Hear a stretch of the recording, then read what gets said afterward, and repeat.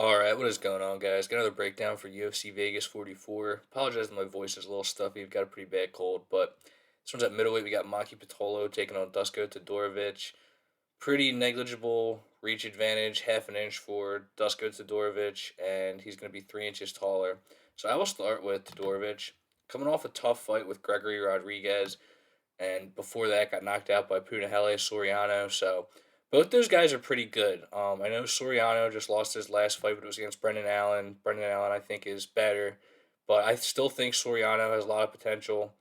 And yeah, he got knocked out pretty badly in that one. And the thing I don't like about Dusko's game is he doesn't seem to have a whole lot of defense.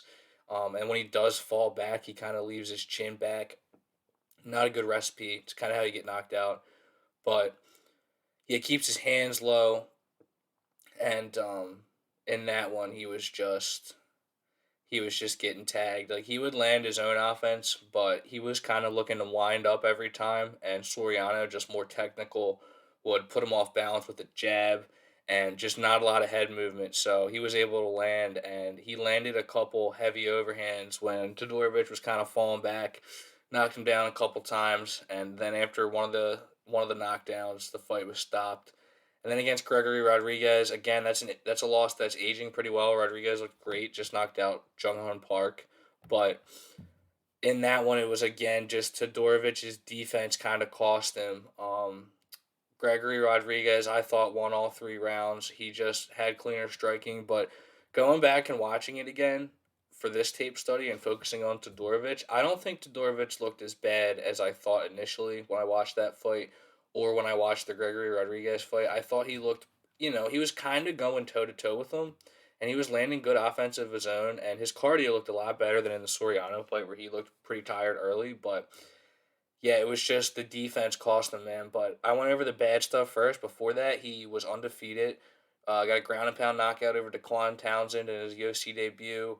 Won a decision on the Contender Series, and probably the best win of his career. Knocked out Michel Pereira in the Serbian regional scene, where again he went undefeated prior to that and beat some guys with good records. That's a region where there are some good fighters. There's a lot of Polish fighters, Serbian fighters. It's a region where MMA is established, so it's a good region to come undefeated in. It's got to be said. But yeah, so far it's kind of looked not great for Dusko in his last 2 fights, but it hasn't looked good for Maki Pitolo either. And in his last fight, he was on his way to a decision against Julian Marquez, mostly with the grappling, which was kind of a mix up from him. But then he just ends up getting choked out in the third round. He does seem to have trouble with submissions. He got choked out by Darren Stewart, which I know, again, Darren Stewart, the wheels came off the bus, but he was always a game fighter until the end, and it's not a bad loss. But his one win in the UFC was a knockout over Charles Bird. Just kind of shelled up. But yeah, he is 1-4 in the UFC. Probably in danger of getting cut if he loses this fight. I would say definitely. But yeah, he's got good boxing. But at the same time, it's just he's another guy with basically no head movement and not the best defense. He's hittable to the body too. This fight is kind of just a battle of no head movement, and yeah, I mean it's gonna come down to chin. I would give it to Pitolo. I think Pitolo has a better chin, but it's a close fight for a reason. But one thing I wanted to see. So I've thought in the past that Dusko Todorovic could use a camp switch. He trains out of a gym in Serbia, and it seems like he's still there. But with Pitolo, he kind of trained out of a hole in the wall gym too. I mean, I know on the broadcast they've said that he's trained with like Max Holloway before and whatnot, but regularly I think he was training at just like some random gym. But I wanted to see if either one of these guys made a camp switch, and it looks like Maki Pitolo has been training at Extreme Couture. This is like honestly a thing, man, that I like to do sometimes if you're really on the fence about a fight. Just go on Instagram and see what kind of work guys have been putting in, because a lot of times these listed gyms on Tapology aren't correct. Like they need to be updated. So Dusko, when I looked at his Instagram, he seems to be at the same gym. So I think this is a classic dog or pass situation. I think both guys are pretty evenly matched offensively, and they both have no defense. I just think Pitolo has a better chin, and I think Pitolo has better grappling. And with the camp switch at Extreme Couture, hopefully it's not too late for him, because the other thing with Pitolo is he just fought so much during the pandemic. Like he took advantage of that. He fought like 4 times.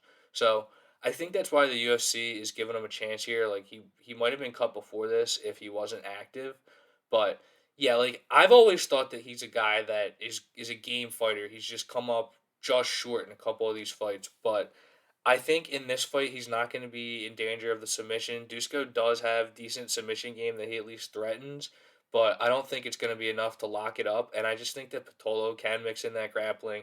I haven't liked what I've seen from Dusko's cardio in the past, and again, it's just a dog or pass situation.